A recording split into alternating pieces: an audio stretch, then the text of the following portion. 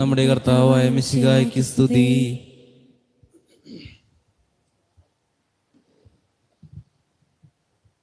മിശിഹായിൽ ഏറ്റവും പ്രിയ മാതാപിതാക്കന്മാരെ, സഹോദരി സഹോദരങ്ങളെ, ഏറ്റവും വാത്സല്യമുള്ള കുട്ടികളെ, ആരാധനാ ക്രമവർഷത്തിലെ പുതിയ ഒരു വർഷം ഇന്നു മുതൽ ആരംഭിക്കുകയാണ്. നോമ്പ് ആരംഭിക്കുക, ക്രിസ്തുമസിന് ഒരുക്കമായി നോമ്പ് ആരംഭിക്കുക ഡിസംബർ 1-ാം തീയതി മുതൽ തന്നെയാണ്.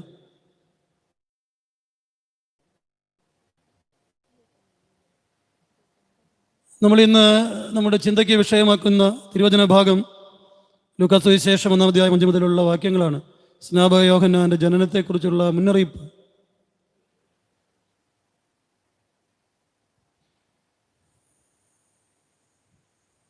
മംഗളവാർത്താ കാലം എന്നാണ് ഈ 4 ആഴ്ചകളെ, ക്രിസ്തുമസിന് മുമ്പുള്ള 4 ഞായറാഴ്ചകളെ കുറിച്ച് ഈ ആരാധനാക്രമ വർഷത്തിൽ പറയുന്നത്.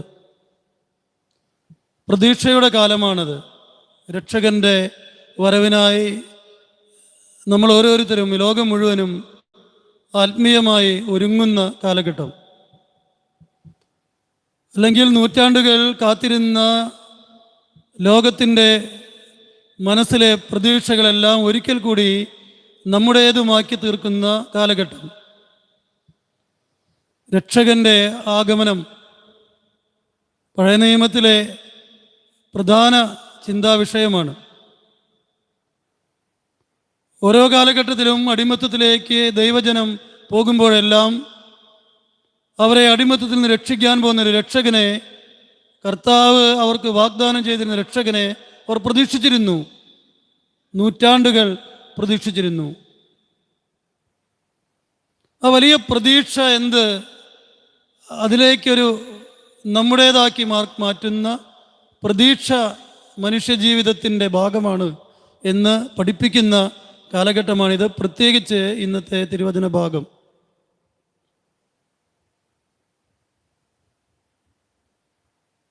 നിന്റെ പ്രാർത്ഥന കേട്ടിരിക്കുന്നു, നിന്റെ ഭാര്യ എലിസബത്തിൽ നിനക്കൊരു പുത്രൻ ജനിക്കും. ആ തിരുവചനത്തിൽ പ്രത്യേകിച്ച് പ്രത്യേകതകളൊന്നുമില്ല. 13-ാം വാക്യമാണത്.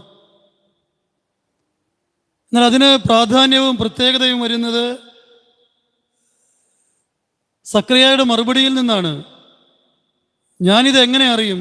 ഞാൻ വൃദ്ധനാണ്, എൻ്റെ ഭാര്യ പ്രായം കവിഞ്ഞോളുമാണ്.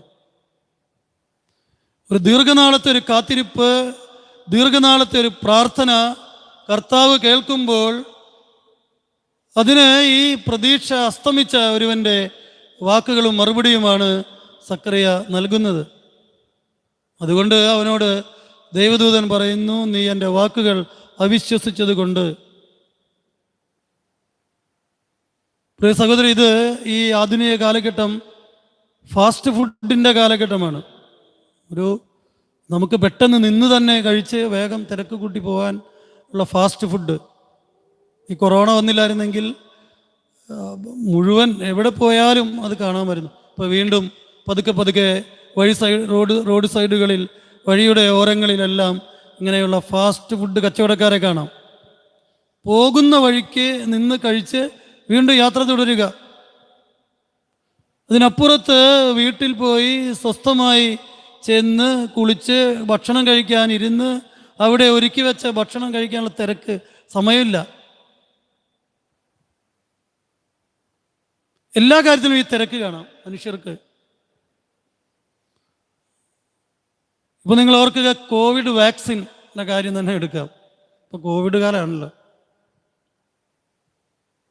ചില വാർത്തകളിൽ നമുക്ക് കാണാം, കോവിഡ് വാക്സിനുകൾ കൊണ്ടുവന്ന് റഷ്യയിൽ നിന്നും മറ്റ് സ്ഥലങ്ങളിൽ നിന്നൊക്കെ കൊണ്ടുവന്ന് ഓൾറെഡി സ്റ്റോക്ക് ചെയ്ത് കഴിഞ്ഞു. നമ്മൾ പത്രം വായിച്ചാൽ, TV കണ്ടാൽ നമുക്ക് കാണാം. വിമാനത്തിൽ നിന്ന് കോവിഡ് വാക്സിൻ എന്ന പേരിൽ മരുന്നുകൾ ഇറക്കുന്നത് നമുക്ക് കാണാം. അതിൻ്റെ ഒപ്പം മറ്റൊരു വാർത്തയുണ്ട്, വാക്സിൻ്റെ പരീക്ഷണം നടക്കുകയാണ്. മരുന്ന് ഇതുവരെ കണ്ടുപിടിച്ചിട്ടില്ല. ഒരു വശത്ത് അതിൻ്റെ 2-ാം ഘട്ടമാണ്, 3-ാം ഘട്ടമാണ്, 1-ാം ഘട്ടം കഴിഞ്ഞു. നിങ്ങളവർക്ക് അപ്പോഴേക്കും മരുന്ന് കൊണ്ടുവന്ന് സ്റ്റോക്ക് ചെയ്ത് കഴിഞ്ഞു. മുന്നേ ഓടുന്ന ആളുകൾ, മുമ്പേ പറക്കുന്ന പക്ഷികൾ, ഇത് കേട്ടതുപോലെ മുമ്പേ ഓടുന്ന ആളുകൾ, നമുക്ക് മുമ്പേ പരക്കം പായുന്ന, തിരക്ക് കൂട്ടുന്ന മനുഷ്യരുടെ ഇടയിലാണ് ഞാൻ നിങ്ങളൊക്കെ ജീവിക്കുന്നത്.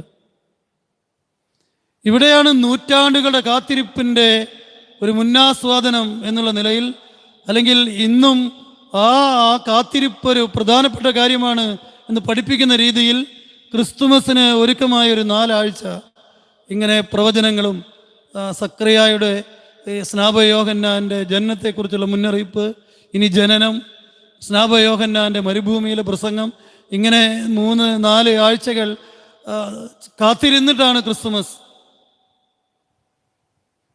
പൗരസ്ത്യ സഭകളിൽ, പ്രത്യേകിച്ച് സീറോ മലബാർ സഭയിൽ 25 നോമ്പുണ്ട്. 25 നോമ്പ്, 1-ാം തീയതി മുതൽ നോമ്പെടുത്ത് പ്രാർത്ഥിച്ച് ആ കാത്തിരിപ്പിൽ പങ്കുചേർന്ന് ജീവിതത്തിൻ്റെ തിരക്കുകളെയെല്ലാം ഒരു വേള അതിന് സുല്ല് കൊടുത്ത് രക്ഷകനെ സന്തോഷത്തോടു കൂടെ സ്വീകരിക്കുക. മറ്റു ചില സഭകളിൽ അങ്ങനെയൊന്നുമില്ല. ക്രിസ്തുമസൊക്കെ തുടങ്ങിക്കഴിഞ്ഞു.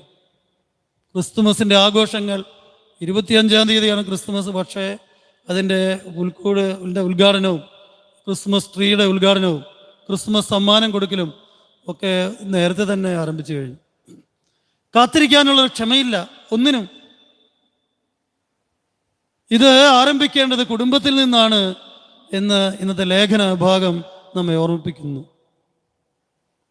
ശാന്തമായി കാര്യങ്ങളെ കാണാനും കേൾക്കാനും മനസ്സിലാക്കാനും തീരുമാനിക്കാനും നമുക്ക് സാധിച്ചാൽ അതാണ് ജീവിതത്തിലെ വിജയത്തിന് ഏറ്റവും വലിയ കാര്യം എന്ന് ഈ തിരുവചന ഭാഗം നമ്മെ ഓർമ്മിപ്പിക്കുകയാണ്.